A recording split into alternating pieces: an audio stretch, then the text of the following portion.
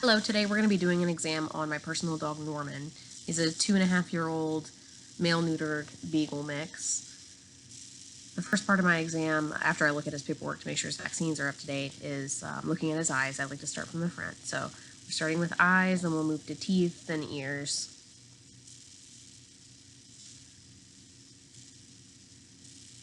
So we're going to be looking at his teeth, obviously, and his mucous membrane color on both sides, and his CRT, or capillary refill time.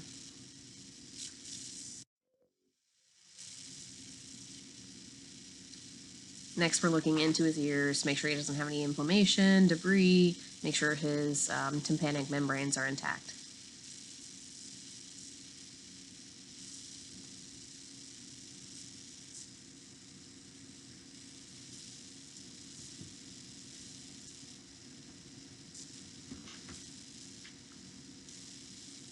Now I'm going to listen to his heart, make sure he sounds clear, make sure there's no heart murmur, arrhythmia. Another thing I'll be doing is taking his heart rate and getting his pulse from his femoral artery while I'm listening. Here I'm getting his respirations as well.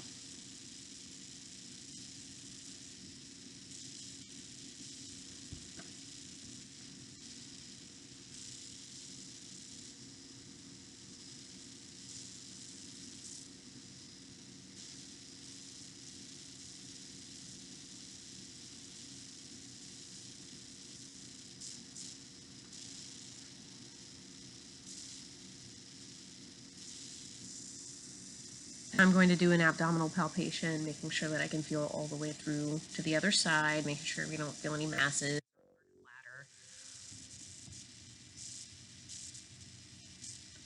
I'm checking the integrity of his skin and his coat, make sure I don't see any fleas or anything like that. Checking his genitalia as well.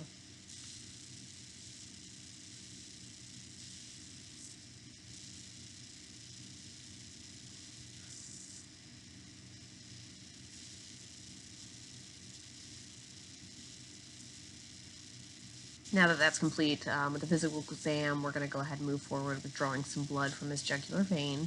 We do need an assistant to help us hold him because he can be a little wiggly. So she's on her way.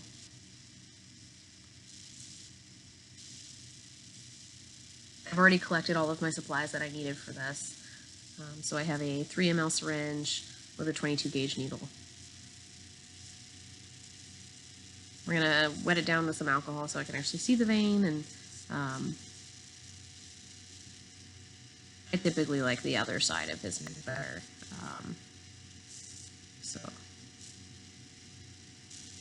I moved to that one because I can feel much better on that side for some reason.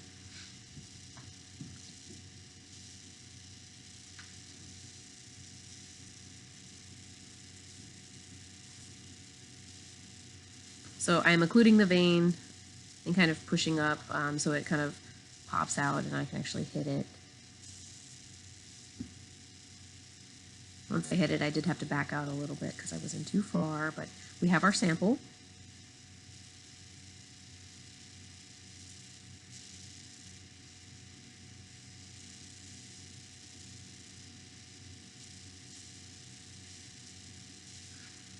After I'm done pulling the needle out, I'm going to prepare my tubes while Sam, my assistant, is holding on to, holding some pressure onto that area so it doesn't bleed excessively or become a hematoma.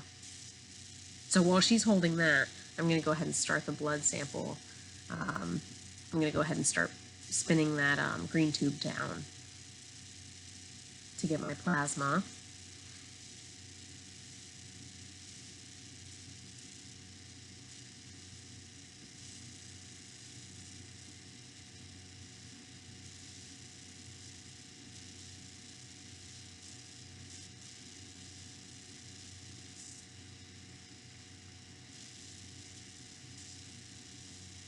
And I'm going to check to make sure that the area looks clean, it's not bleeding anymore, there's no hematoma, and he seems comfortable.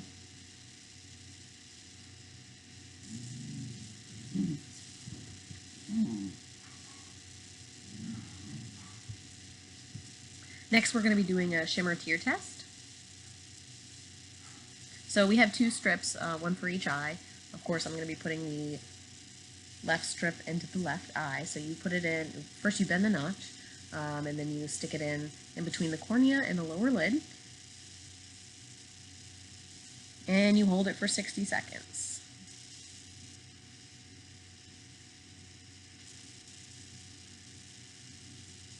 This is checking tear production to see how quickly his tears get to 15 in 60 seconds. Well, hopefully it gets to 15 in 60 seconds. That would be normal.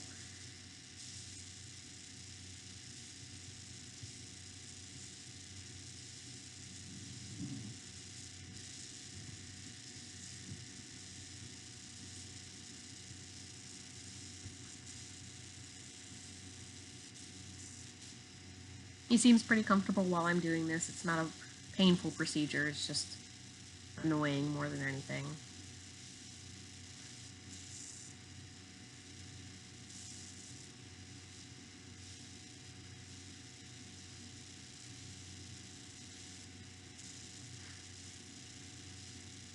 For the sake of the video, I did not do his right eye, but you would do that in a normal setting.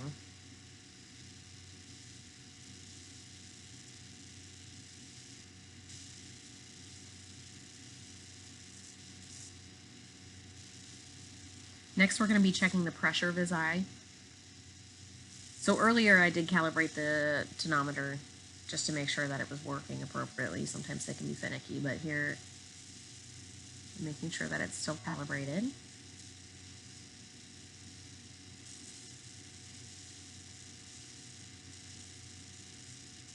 You apply a protective cover to the tip of it for each patient.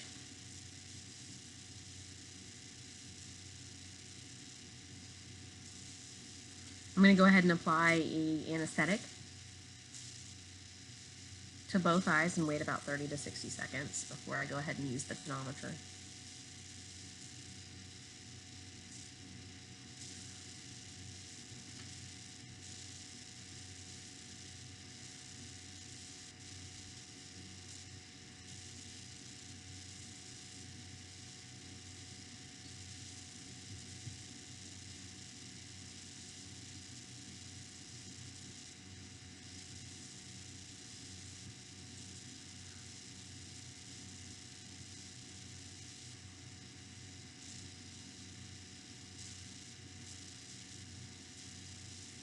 So I told Sam earlier not to hold too tightly around the neck, which she's not. She has minimal pressure on his neck, just kind of holding him there, stability. That can increase your results. And I'm lightly tapping the tip of the tonometer to his eye and getting a reading. So each time it beeps, I look. As long as it's under 20, we consider that normal. And I'll do this 3 times. And of course, we'll do both eyes, but in this video, I only do the one.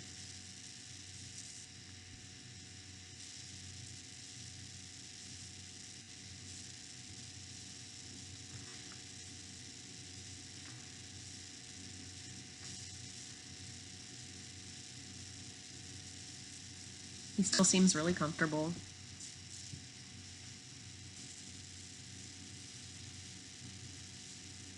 Next, we're going to be doing the fluorescein dye stain of his cornea to make sure he doesn't have any ulcerations or abrasions on there. We're going to be using a strip that has the dye on it.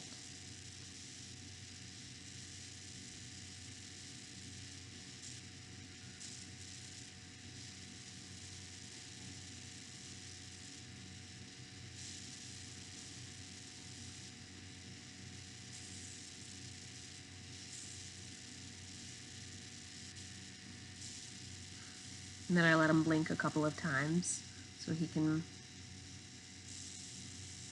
get the dye completely over his cornea.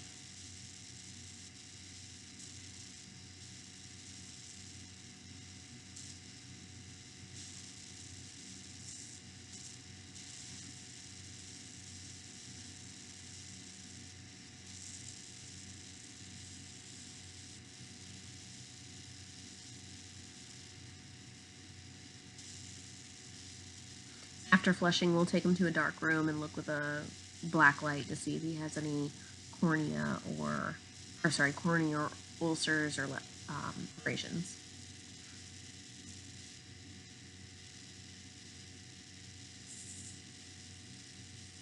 It wasn't quite dark enough because there's a window there, so we moved him over. Typically, we do this in the exam rooms.